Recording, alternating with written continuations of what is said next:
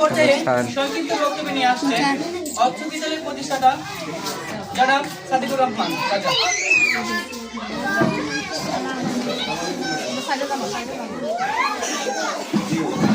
Silent please. বাইরে যারা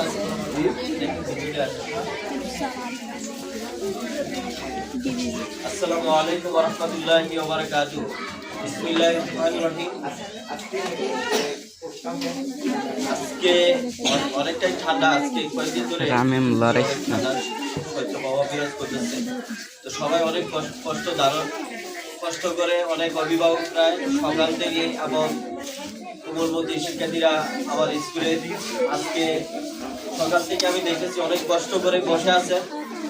এই জন্য সকল অভিভাবক এবং যারা অতিথিরা অনেক কষ্ট করে আমার সামনে আশেপাশে যারা মঞ্চ উপবিষ্ট আছে সকলের প্রতি আমি কৃতজ্ঞতা জ্ঞাপন করছি।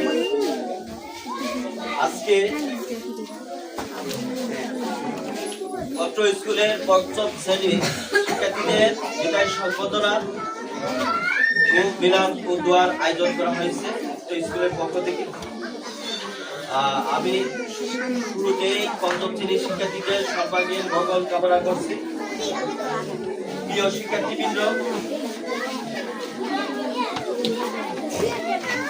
আজকে তোমাদের এমন একটা দিন, স্কুলের 60টি বছর এখানে অতিক্রান্ত করেছ। আমি পঞ্চম শ্রেণীর শিক্ষার্থীদের উদ্দেশ্যে বলছি, অ্যাটেনশন প্লিজ। তোমরা যারা বাইরে আছো ভিতরে দিকে চলে আসো, আর তোমরা একসাথে সবাই একদিকে চলে আসো। আমি সব পঞ্চম শ্রেণীর শিক্ষার্থীদের সামনে আসার জন্য আমি আহ্বান করছি, সবাই এক জায়গায় চলে আসো।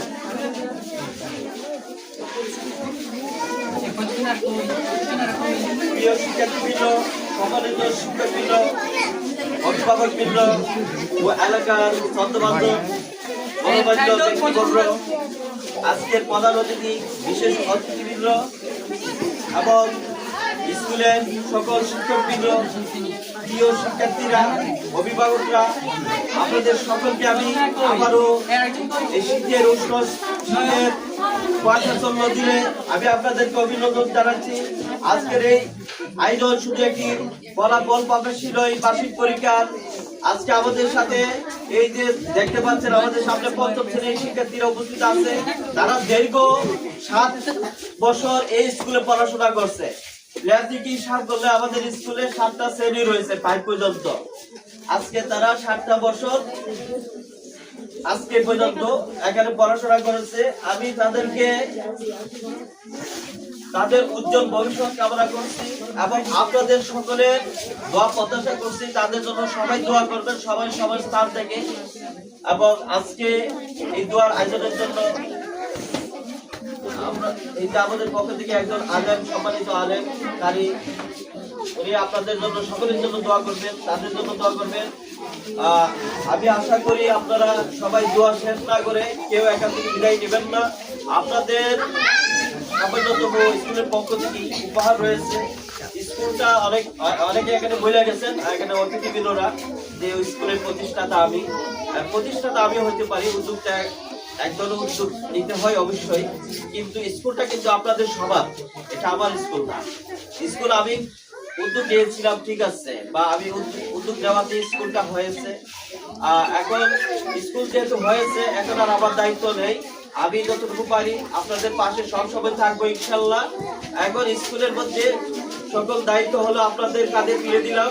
আপনারা স্কুলের যে কোনো সহযোগিতা, স্কুলের উন্নয়নমূলক এবং যে কোনো কর্মকাণ্ড আপনাদের জন্য স্কুলটা আমরা ওই গ্রামে আমরা যখন পড়াশোনা করতাম ছোটবেলা এরকম কিন্ডারগার্টেন ছিল না।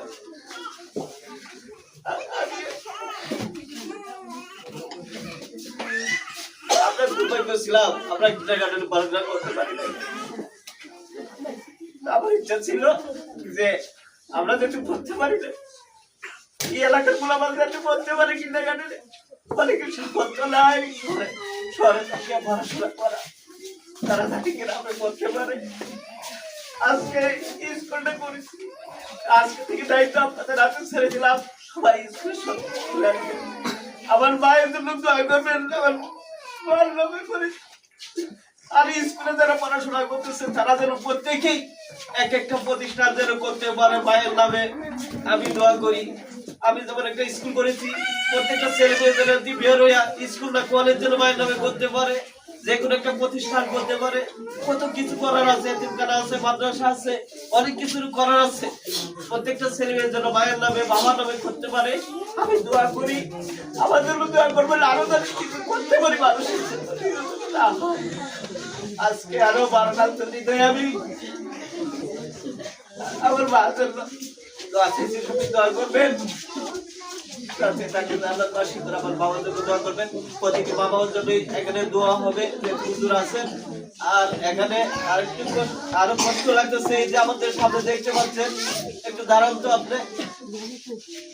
আমাদের পার্শ্ববর্তী প্রতিবেশী একটা ছোট ভাই ছিল, বয়স অল্প ছিল, ওখানে মৃত্যুবরণ করেছে কিছুদিন আগে। তার মৃত্যু কথা শুনলে আমি কিছুদিন আমি কালা কাটি, খুব খারাপ লাগছে। আজকে এই পরিবারটা অসহায়, এই অসহায় আজকে একমাত্র ওই পরিবারের কতদান, সেই তার পরিবারে 3টা বাচ্চা রয়েছে। আমি যতটুকু পারি আজকে আমার স্কুলের পক্ষ থেকে আপনাদের সহযোগিতায় আমি সামান্যতম এই এতিম বাচ্চাদের হাতে কিছু শীতবস্ত্র এবং তাদেরকে আমি স্কুল ড্রেস হাতে তুলে দিব। এবং আপনারাও যে যে জায়গাতে পারেন এইসব যারা অসহায় এতিম আছে সবাই সহযোগিতা করবেন। আমি তাদের এই 2টা বাচ্চা যদি পড়াশোনা করে আমি কথা দিলাম ইনশাআল্লাহ তাদের পড়াশোনা খরচ চাপিয়ে দিব।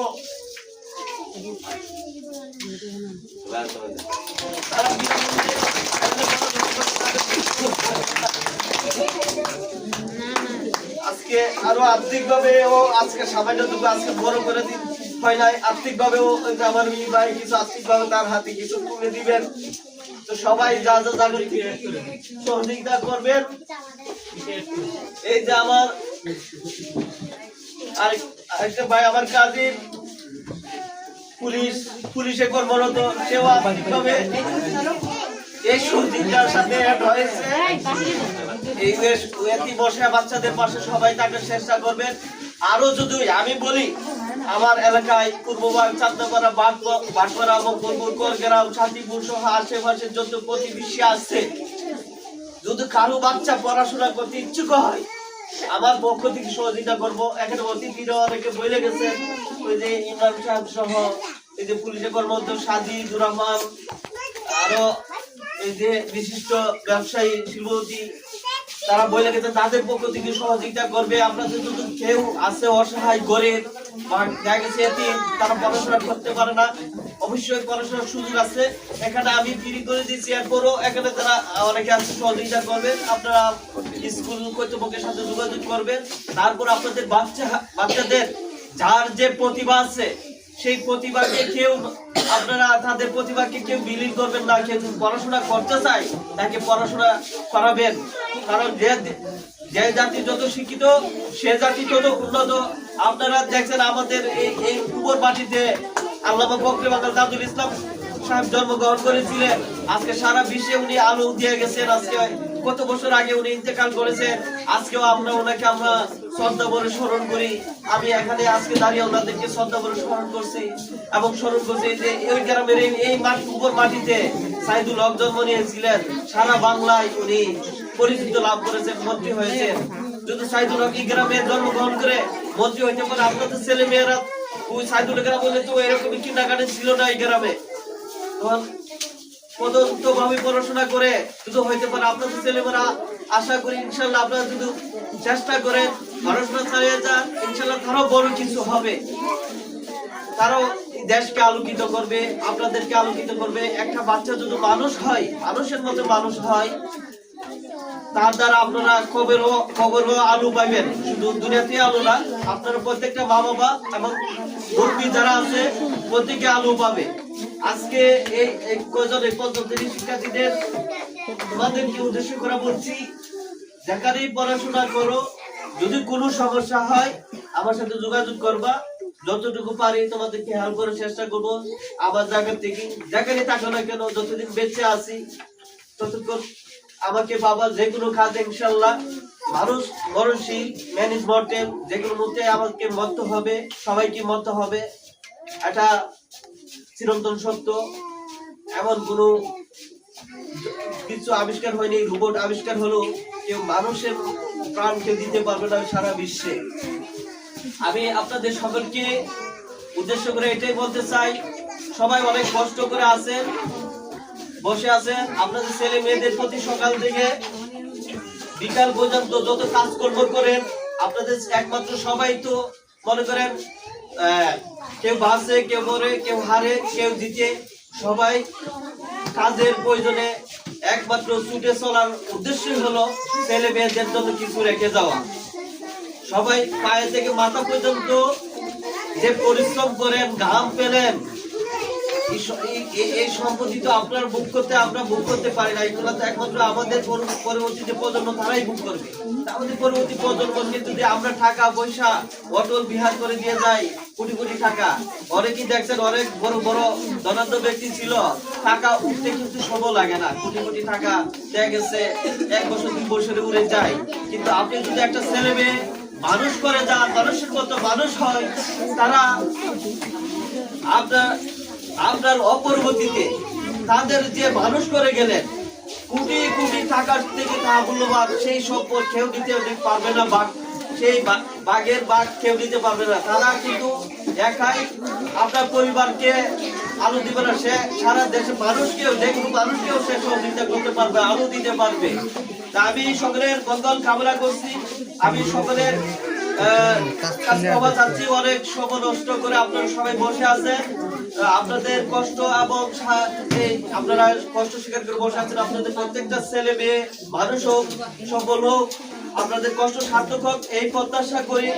এখানে অনেকেই বলেছেন অনেক সহযোগিতা করবেন, সবাই এভাবে সহযোগিতা করলে ইনশাল্লাহ এই স্কুল গ্রাম থেকেও মনে করেন এখানে পড়াশোনা করলে শুধু ঢাকা নয়, দেশের বাইরে গিয়ে পড়াশোনা করলে যে শিক্ষা আলো অর্জন করবে ইনশাল্লাহ। আমি যতটুকু পারি আমার পক্ষ থেকে সহযোগিতা করতেছি, সেটা যাতে একটা আন্তর্জাতিক মানের স্কুল হয়, এখান থেকে বের হলে যেন যে কোনো জায়গায় গিয়ে সেটা হইতে পারে। আপনারা সবাই সহযোগিতা করবেন, দোয়া করবেন, এই প্রত্যাশা রাখি।